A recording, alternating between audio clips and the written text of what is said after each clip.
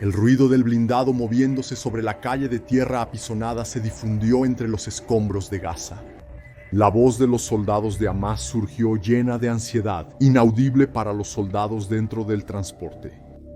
Estaban viendo un objetivo fácil, una bestia capaz de matarlos con un solo disparo, pero que era frágil cuando estaba sola y ciega. Ninguno de los soldados dentro del blindado podía notar que los hombres entre los escombros estaban preparando los RPGs. El disparo salió de un arma creada por el propio Hamás. Fue la misma que los soldados del movimiento islámico llevaron por toda Gaza. Saltando entre escombros, caminando por callejones donde la muerte roció su perfume podrido y la guerra esparció el hedor de su sudor acre a pólvora. Así fue el inicio de las batallas entre Israel y Hamás dentro de la ciudad de Gaza.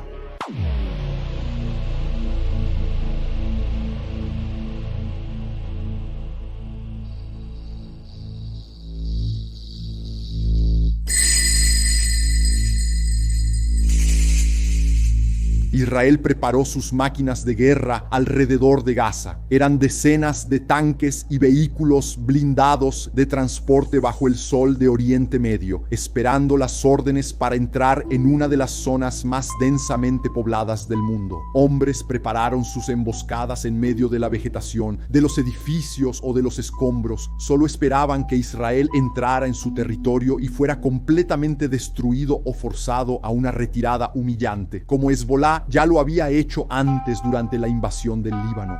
Parecía que el mundo se había detenido debido al conflicto entre Israel y Palestina, al punto de que la gente se preguntaba si la guerra de Ucrania había terminado. Pero la verdad es que, así como Rusia continuaba en su combate contra Ucrania, Turquía e Irán seguían negando a los kurdos la oportunidad de tener un estado, con combates aún intensos entre kurdos y turcos.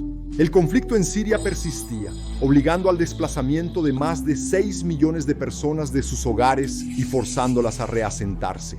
Casi 3 millones aún permanecían en áreas de difícil acceso e inseguras. Hasta 2018, los bombardeos rusos habían matado a más de 8.000 civiles sirios. El Estado Islámico, fruto de la desastrosa invasión estadounidense en Irak, volvía a recrudecer. Más de 1 millón de rohingya sin Estado huyeron de Myanmar después de un genocidio, pasando a habitar uno de los campos de refugiados más grandes del mundo, cerca de Bangladesh. Pero lo que el planeta quería saber eran las intenciones finales de las fuerzas de defensa israelíes al rodear Gaza. Derrotar a Hamás era un objetivo demasiado amplio cuando se pensaba que esa organización estaba insertada dentro de la sociedad de la franja. Era un ejército uniformado que no tenía problema en quitarse la piel de lobo para posar con una lana blanca y pura, mezclándose con el entorno. Las manifestaciones contra Israel continuaban en las grandes ciudades de Occidente. Los movimientos estaban bien organizados, con influencias de varios grupos, y no era difícil sensibilizar a las personas o darles motivos para levantar las banderas. Las bombas de Israel seguían cayendo en Gaza, arrebatando la vida de civiles y combatientes. Cuando el llanto de los niños era grabado y transmitido al mundo, el odio crecía y se dirigía uniendo a las personas. Y el odio realmente prolifera. En la Federación Rusa, más precisamente en la República de Daguestán, turbas de linchamiento empezaron a tomar espacios en busca de judíos. Un hombre fue acorralado en medio de una multitud enfurecida y obligado a comprobar que no era judío, mientras su corazón latía con fuerza, temiendo la chispa que haría que la multitud estallara en violencia. El menor rumor de un avión proveniente de Tel Aviv hizo que manifestaciones invadieran el aeropuerto en una cacería. Las autoridades se vieron obligadas a actuar, ahuyentando a las personas y arrestando a algunas. Una de las grandes habilidades del odio es que, al contrario del amor, se vuelve recíproco con facilidad. En Estados Unidos, un niño de 6 años fue asesinado a puñaladas simplemente por ser musulmán. Un crimen personal y doloroso en el que existe una especie de odio que hace que un hombre no solo cometa el acto atroz de atacar a un niño, sino que se acerque tanto al punto de tocarlo mientras le quita la vida. Un hecho tan horrible solo demostró la proliferación de un odio íntimo. Los demonios que se alimentaban de los frutos de la ola de ira e intolerancia sabían cómo esparcir las semillas por el mundo para que brotaran en los corazones. Del odio que desgarró el alma de un niño, brotaron las excusas para un hombre en Bélgica. Diciendo ser parte del Estado Islámico, Abd Salim al-Gilani, de 45 años, disparó al azar para matar a 2 suecos y herir a una persona. Al día siguiente, las autoridades lo acorralaron en un café. El hombre terminó muerto camino al hospital, habiendo ya hecho el mal de sembrar más odio, quedando la esperanza de que las semillas plantadas no dieran como fruto el deseo de venganza. Las emociones eran vistas de maneras variadas en el mundo. Había, por ejemplo, el cinismo y la presunción de un hombre cuestionado sobre el hecho de retirar los carteles de niños secuestrados por Hamas. Las familias ya habían sido contactadas cuando los niños fueron reconocidos. Pero cuando se le preguntó sobre sus motivaciones para destruir las fotos o sobre el holocausto, la sonrisa era evidente en su rostro. Era el odio que nunca se va a saciar con la paz que no puede existir mientras la vida de los demás no sea destrozada. En contraste, en el mismo programa, un médico nacido en Gaza que escapó de la miseria daba rostro a las víctimas de las bombas de Israel, mostrando que esas personas no eran solo números, tenían rostros. Y muchos de esos rostros eran de personas que él mismo amaba, miembros de su familia.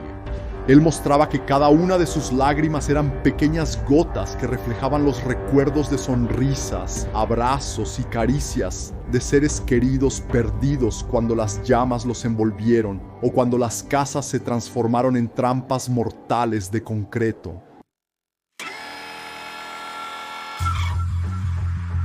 Era un mundo extraño, donde las líneas mal definidas transformaron la guerra y la velocidad de la información en difusores instantáneos de odio. Las fuerzas de defensa de Israel entraron en Jenin una vez más para nuevos combates. El humo cubrió el lugar, ayudando a borrar las líneas que definían las reglas de la guerra, los sentimientos y la información. Los combates continuaron, con las milicias locales reaccionando contra los soldados israelíes. Los conflictos aumentaron y los hombres empezaron a caer, algunos de ellos heridos y necesitando atención inmediata. Una de las extrañas situaciones surgidas en la niebla de la guerra apareció en ese momento cuando uno de los médicos de la Media Luna Roja, nombre de la Cruz Roja en muchos países islámicos, cometió un acto dudoso. En lugar de brindar atención médica al herido, dio prioridad a correr hacia el combatiente caído, tomar su rifle y entregárselo a otro militante durante el tiroteo, sabiendo que, debido a su chaleco, los enemigos no dispararían. Otro momento igualmente absurdo también ocurrió en Jenin, cuando un soldado israelí se arrodilló detrás de uno de los hombres detenidos, lo que prácticamente lo convertía en un escudo humano. Aunque en ese momento todos estaban expuestos y no había tiroteo, seguía siendo un claro riesgo para una persona detenida y bajo la responsabilidad del Estado. Cisjordania no tenía la misma visibilidad que Gaza para muchas partes del mundo, pero la muerte conocía bien el lugar y frecuentaba la región con gusto. En cierta ocasión estuvo presente en el momento en que un joven palestino de 16 años apuñaló a una policía fronteriza de Israel. El agresor terminó recibiendo los disparos de vuelta, lo que hizo que la muerte aprovechara el viaje para llevarse 2 almas. Muchas personas han muerto en Cisjordania desde los horrores del 7 de octubre. En una de las escenas más impresionantes, las fuerzas de defensa de Israel encontraron una célula terrorista, parte de uno de los movimientos que realizaban ataques desde Tulkar. Los soldados emboscaron el auto de los militantes y se protegieron detrás de otro coche viejo. Las miras de las M4 apuntaron al auto blanco, en el que los objetivos no tenían condiciones de protegerse debido a que fueron sorprendidos y acorralados. Al reaccionar, terminaron siendo blanco de municiones que no fueron silenciadas por los supresores de las armas, y mucho menos detenidas por la delgada carrocería del auto. Los soldados iniciaron una aproximación cuidadosa, pero asertiva, con la violencia necesaria para inhibir de una vez por todas a la célula terrorista. La amenaza fue eliminada, pero los combates en Jenin continuarían.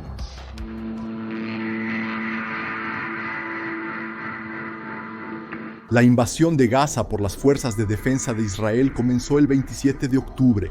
El ejército se había estado preparando desde los eventos del día 7. Varios países estaban preocupados por esa opción, incluso con amenazas de Irán sobre una línea que no debía cruzarse. Hezbollah, uno de los peones iraníes en la difusión del caos en Medio Oriente, había estado atacando a Israel. Pero, extrañamente, su líder publicó un video negando que entraría en una guerra total al lado de Hamás, lo que provocó algunas reacciones indignadas e incredulidad. Israel envió mensajes a Gaza advirtiendo que todos debían dirigirse al sur para evitar más bajas civiles. Obviamente esto generó aún más caos dentro de una región ya miserable. Surgieron rumores de que Hamás estaba bloqueando rutas de escape para mantener escudos humanos en Gaza. Los convoyes sufrieron ataques con explosiones reportadas. Algunos decían que era Israel, otras fuentes afirmaban que era el propio Hamás. La guerra de información continuaba sin fin. Las tropas israelíes comenzaron a marchar en dos frentes principales. Una avanzaba por el norte y la otra comenzaba al este y seguía hacia la costa. La carretera Salah al-Din fue utilizada por los blindados para avanzar contra la ciudad de Gaza. Las fuerzas israelíes encontraron las primeras dificultades al aceptar la invitación de Hamás para un enfrentamiento dentro de la franja de Gaza. Realmente faltaban refugios antibombas para la población, pero esa organización usó con maestría los recursos para construir túneles y lugares para intercambios. Empezaron a salir de sus escondites, pasando entre la vegetación más densa y llegando a los tanques sin ser detectados. Sus RPGs fabricados por el propio Hamás, los Al-Ghassem y 105, tenían un calibre de 105 milímetros y podían alcanzar un tanque a 300 metros. No necesitaban toda esa distancia. Los hombres se acercaban a los blindados casi hasta el punto de tocarlos. En medio de la vegetación, los militantes avanzaban como fantasmas a plena luz del día para atacar los tanques. A veces la osadía era tanta que lograban acercarse y colocar la munición sobre el blindado para luego huir y detonarla con el disparo del Yasin. Los israelíes servían combatiendo fantasmas en la carretera. Puntos de parada donde todo parecía tranquilo, de repente se convirtieron en una emboscada cuando los drones encontraron a las fuerzas de defensa de Israel. La señal era dada para que los adversarios salieran de los túneles con los Yasin en mano para iniciar un nuevo proceso para sembrar pánico entre los soldados. Este factor llevó a una victoria de Hamás al hacer que el ejército retrocediera el 29 de octubre en la carretera Salah al-Din y continuó, pero no se detuvo.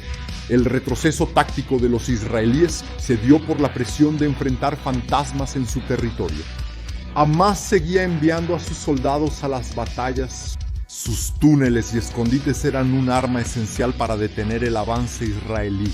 Las tropas de las fuerzas de defensa no tardaron en resolver parte de la situación. Las bombas empezaron a caer sobre los túneles, destruyendo las salidas por donde los militantes palestinos se arrastraban para salir a sus emboscadas. Ni siquiera la estructura bien diseñada para la guerra resistió, lo que dejó a los soldados de Hamás atrapados en sus refugios de combate. Obviamente, una estructura tan compleja y gigantesca bajo tierra no sería fácilmente destruida. Hamás siguió saliendo y llevando sus emboscadas a las tropas israelíes. El avance de las fuerzas de defensa llevó el conflicto al interior de las ciudades, iniciando un combate urbano intenso. Ahora se veía menos a los soldados completamente uniformados, pero más a los hombres vestidos como civiles, cargando y así para alcanzar más blindados. Sin duda, ocurrieron bajas de vehículos israelíes.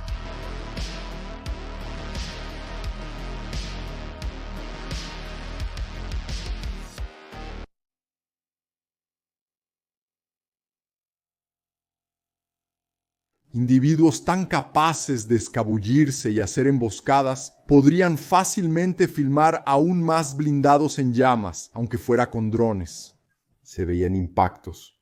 Y muy probablemente no todos causaban la destrucción de sus objetivos por una razón. El sistema TROF, esa defensa estaba compuesta por una serie de proyectiles formados como contramedidas para aniquilar amenazas inminentes antes de que alcanzaran el objetivo. Esas contramedidas explosivas de protección podrían compararse con los proyectiles de un cartucho de escopeta de alto calibre listos para desatar una tormenta de defensa explosiva.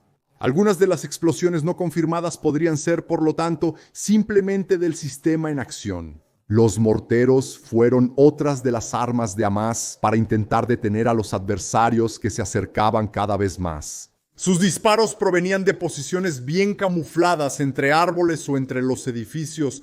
Los israelíes se percataron muy tarde de la caída de los proyectiles. Soldados murieron por el impacto directo de los morteros sobre sus cuerpos, siendo despedazados por la fuerza de la explosión. Los fragmentos hirieron a los compañeros cercanos. A esos solo les quedó esperar la atención médica que los llevó de regreso a casa. La unidad 669 entró en acción para rescatar a los soldados heridos.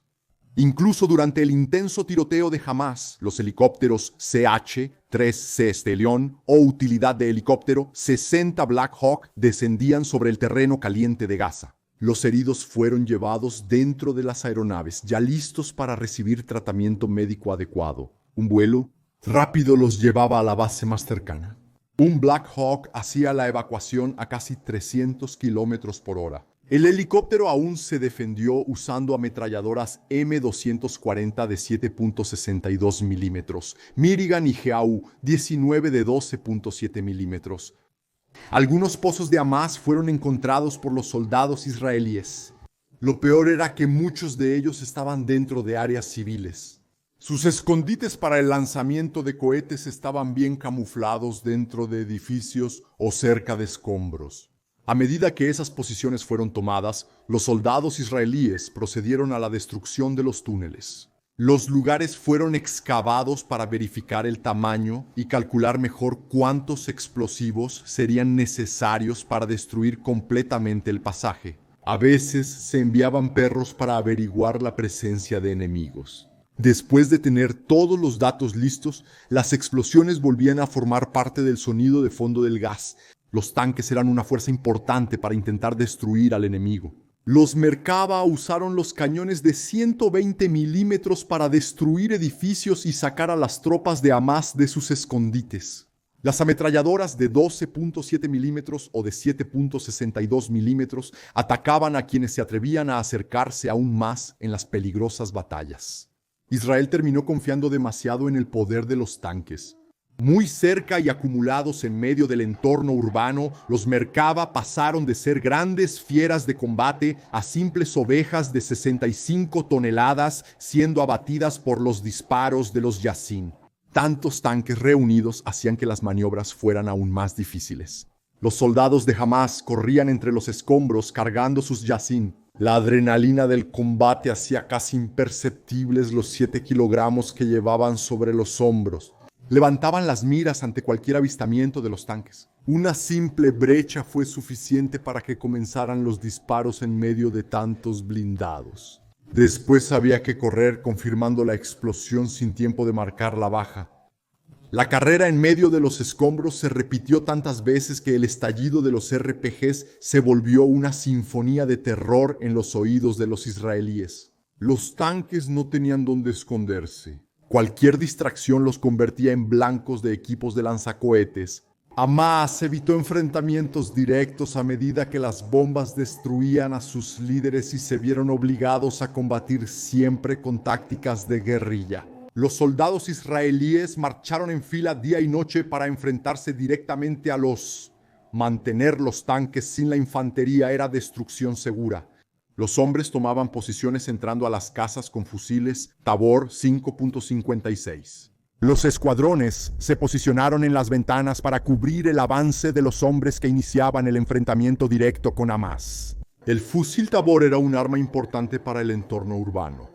Por más que Israel tuviera derivados del M4 más cortos para ambientes confinados, el modelo Bullpup facilitaba las maniobras dentro de lugares estrechos, donde era necesario moverse rápido y reaccionar aún más rápido para no ser asesinado. Los avances israelíes también abrían espacio para las excavadoras que destruían entradas de túneles y posibles protecciones de los enemigos. Los combatientes de Hamás se dividieron en grupos aún más pequeños, a veces con registro de otras organizaciones.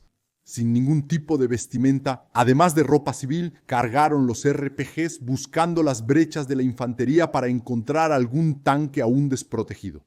En las esquinas siempre había ojos atentos listos para ser puestos en las miras. Los hombres se desplazaban rápidamente entre los escombros de Gaza. El arma principal era el lanzacohetes mientras saltaban de un lugar a otro o corrían hacia nuevos escondites después de alcanzar un tanque. Esperar el momento adecuado era esencial. Los soldados israelíes dependían de visualizar al enemigo y estaban sordos al avance que casi siempre terminaba con el estruendo contra el blindaje de un tanque. Ese territorio no toleraba distracciones. Algunos soldados más descuidados en las ventanas fueron detectados de inmediato por los enemigos. Hamás siempre estaba armado y con los ojos en todas partes. Los israelíes se convirtieron en las próximas víctimas de Yassin, desapareciendo bajo humo y escombros. Los escuadrones antitanque podían moverse y desplazarse rápidamente, pero en algún momento necesitaban reagruparse para conseguir municiones y suministros. Israel mantuvo vigilancia sobre muchas áreas. Cuando encontró a algunos de estos grupos, puso los aviones en movimiento. El último descanso de esos soldados fue bajo fuego, terminando su misión de manera permanente. Todo el esfuerzo de Hamás no impidió que Israel entrara en la ciudad de Gaza.